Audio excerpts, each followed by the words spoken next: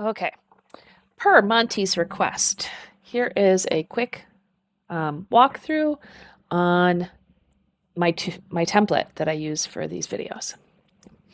So first things first, the materials that are used in the Tell Toby exercises include oak, ABS, alloy, and steel. So each of these materials are created as a material, and the densities are saved as a material. I don't have any of the other information, so just the densities. So if we go into edit materials, right? So this material was created as a new material, and yeah, it was created as a new material, and then it was saved as a file. And in my template file, actually, I can show you.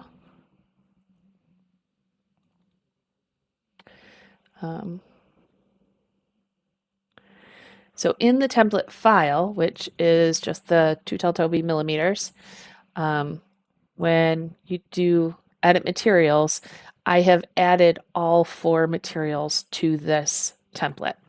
So I've added the oak, the ABS, the alloy, and the steel. You do have to designate one as the default or as the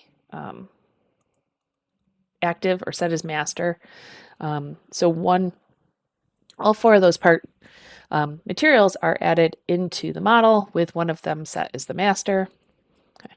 And then when I apply it, I do usually sneak a little bit. I'm not really entering the speed modeling, so I will go in ahead of time and set the, let's set this one as ABS, okay, and Control G will update that table. So we'll talk about the table in a second.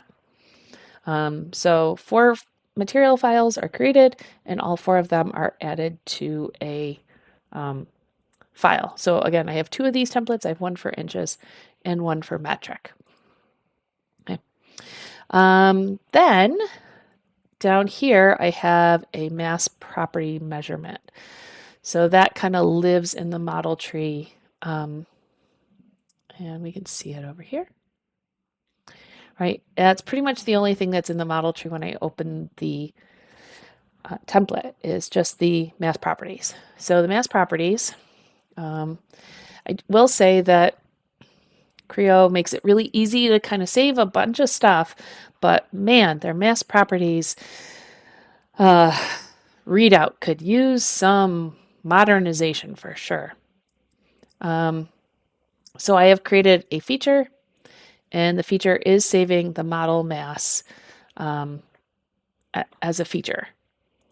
So the name of this feature is mass properties. The feature it's saving is mass, and that gets saved. So there are other things you can save. There's quite a few other things you can save. Coordinates of centers of gravity. Anyway, I use the point at the center of gravity sometimes. So that gets analyzed here, and it'll be analyzed wherever it is in the feature list. So if my usually I try to have the rollback bar above mass properties, so then at the end I'm just dragging it down. Sometimes I forget and the mass properties lives at the top, and then to finish you drag that all the way to the bottom. Okay, so mass properties is here. If it were up here, it's going to be a lot different of a mass.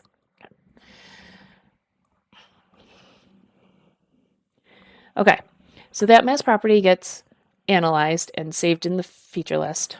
And then we go into relations. Okay. And so technically that mass lives here as mass associated with the feature ID mass properties. So mass prop 1, that's the feature ID. I'm pulling the mass out of there, but that tends to be kilograms. So I multiply that by 1,000 to turn it into grams. And then I save all that as a parameter called mass. So this I find a little bit more more to deal with. And I do the conversion where /star is our comment tool.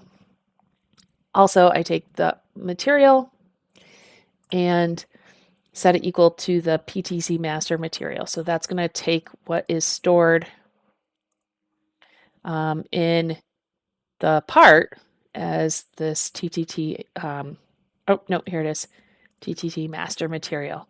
So I can take that piece of information, I can insert it into relations, there it is, and then just call it material. So again, that's just my way of making it a little bit easier to use later on.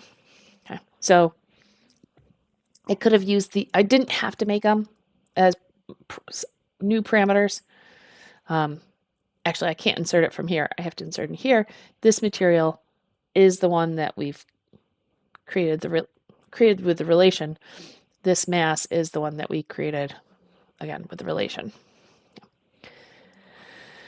Okay, and then the final piece is creating this little display on the main screen. So that is under annotate. And in annotate, there's this is widely used for model-based definition, but I use the flat to screen sometimes to put notes, sometimes like this. Sometimes it can make a nice little, yeah, you can make it kind of like a user interface because there are times where it's displaying information, but there's also times where you can enter in information. So if you had a parameter like number of patterns, it says you could include that in an annotation and then update it here and it would drive your model. So there's some fun stuff you can do with annotations. So this annotation is just a note. All right, move the rollback bar above the mass properties, build the part, and then exit insert mode or drag the bar back. At the end, I use Control G and Control R to regenerate and repaint. Regenerate button, it would work too, as well as the repaint button. But typically I find I have to hit Control G, Control R a few times. That was a mistype to get that to work. All right, so Control G, Control R. What else? Annotate. So that's just a note, nothing really exciting there.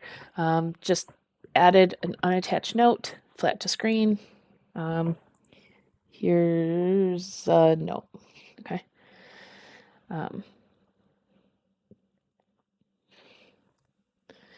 Okay. This one is the fun stuff. This is a table, right? So we've inserted a table. The first cell is just the word material. The cell below it is mass in grams. And again, slightly different for the inches one. In the upper right corner, if I double click, it says ampersand material. So that and symbol is how we pull in parameters in Creo. So that's going to bring in whatever's stored as the material.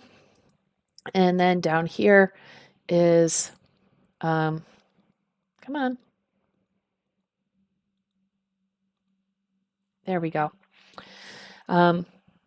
Ampersand, mass, square bracket, dot zero, square bracket. So the square bracket, dot zero, square bracket is going to round it to be 0 decimal places after the decimal place.